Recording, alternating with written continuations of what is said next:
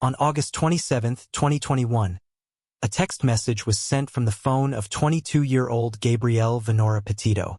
It was short, casual, almost ordinary, but to her mother something felt wrong.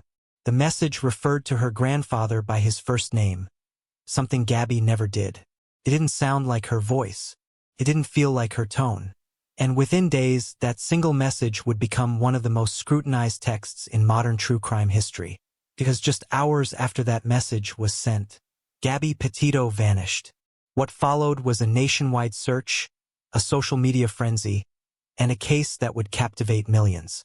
Tonight, we're breaking down the final 48 hours of Gabby Petito's life. The timeline, the warning signs, the bodycam footage, and the silence that followed. This is Last Moments. Gabby Petito was born in 1999. Friends described her as creative, bubbly, and compassionate. She loved photography. She loved documenting moments. She loved the idea of freedom. In 2021, she and her fiancé, Brian Christopher Laundrie, set out on what many young couples dream about, a cross-country van life adventure. They purchased a converted white Ford Transit van. The plan was simple: travel across the United States, visit national parks, document everything on YouTube and Instagram, build a brand around adventure and minimalism. On social media, the photos were beautiful. Sunsets over red rock deserts, barefoot walks near mountain lakes, smiles framed by open van doors. To the outside world, it looked like a dream life. But curated images rarely show the full story. On August 12, 2021, police in Moab, Utah responded to a 911 call. A witness reported seeing a man slapping a woman near a white van. Officers located the vehicle and pulled it over. What happened next would later be replayed millions of times across news broadcasts and social media platforms. In the bodycam footage, Gabby is visibly distressed. She's crying. She apologizes repeatedly. She says she struggles with anxiety and OCD. She blames herself for the argument. Meanwhile, Brian appears calm. He smiles at officers. He downplays the situation. He describes Gabby as emotional.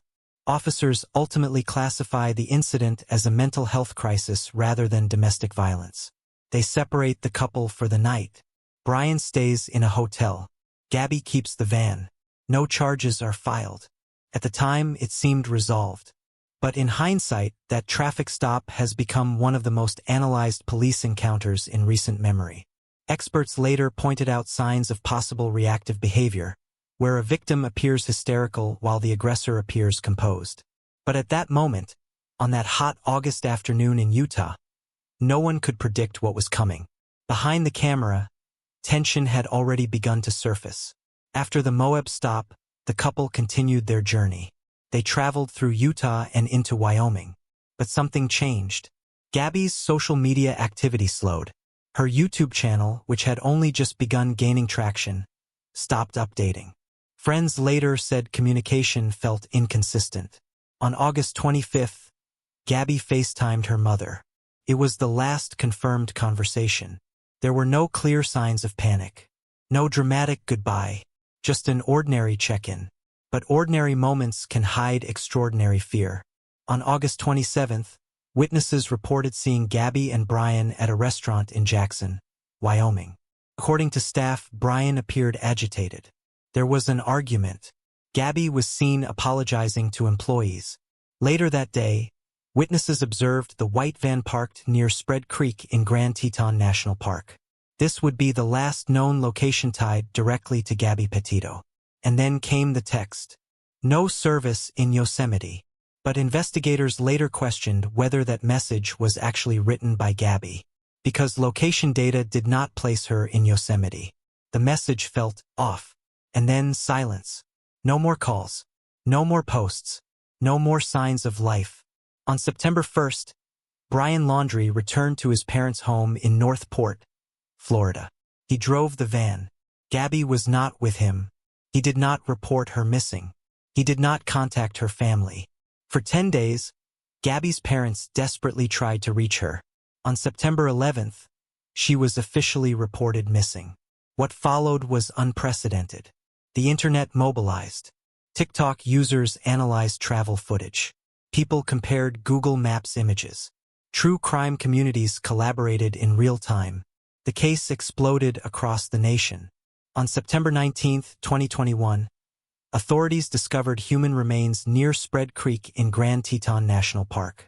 The following day, the FBI confirmed the remains belonged to Gabby Petito. The autopsy later determined the cause of death was homicide by strangulation. She was 22 years old. A cross-country dream had ended in tragedy. Shortly after Gabby was reported missing, Brian himself disappeared. His parents claimed he went hiking. Days passed, then weeks. A massive search unfolded in Florida's Carlton Reserve. Eventually, human remains were found. Dental records confirmed they belonged to Brian Laundrie. Authorities ruled his death a suicide. A notebook recovered near his remains reportedly contained admissions. And just like that, the criminal case closed. But the public conversation did not. The Gabby Petito case changed how many Americans view domestic violence. It sparked debate over police training. It highlighted how social media can mask danger. It showed how victims may appear apologetic or self-blaming. It revealed how quickly a smiling Instagram feed can become a missing person alert. Millions followed the case daily. News stations ran constant updates. In the final 48 hours of her life, Gabby Petito was surrounded by breathtaking landscapes, towering mountains, open skies, endless wilderness. But isolation can exist even in beautiful places. Her story is a reminder to check in on loved ones, to take red flags seriously, to understand that sometimes the loudest cry for help is hidden behind the quietest apology. This has been Last Moments. If you found this breakdown informative, consider subscribing for more in-depth true crime timelines. And if you or someone you know is experiencing domestic violence, help is available through the National Domestic Violence Hotline in the United States. Thank you for watching. For many, it felt personal, because Gabby wasn't just a headline. She was relatable, young, hopeful, visible, and gone.